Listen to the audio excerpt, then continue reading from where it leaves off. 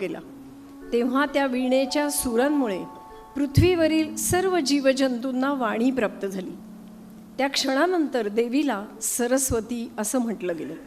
त्या देवीनं वाणीसह बुद्धी, विद्या आणि स्वर दिला. वसंत पंचमी देवी सरस्वतीच्या जन्मोत्सवाच्या रूपात देखील साजरी केली जाते.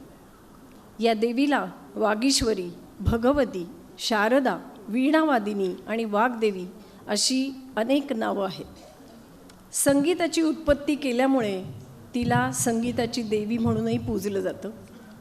ऐकूया सरस्वती वंदना.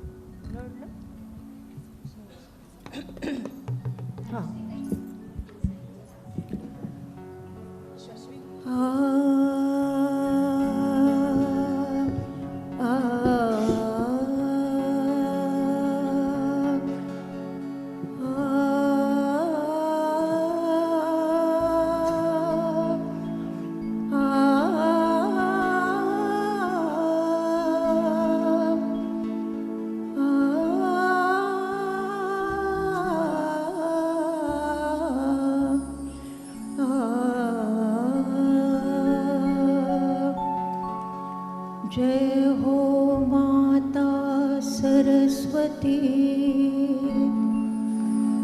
जय हो माता सरस्वती, जय हो माता सरस्वती.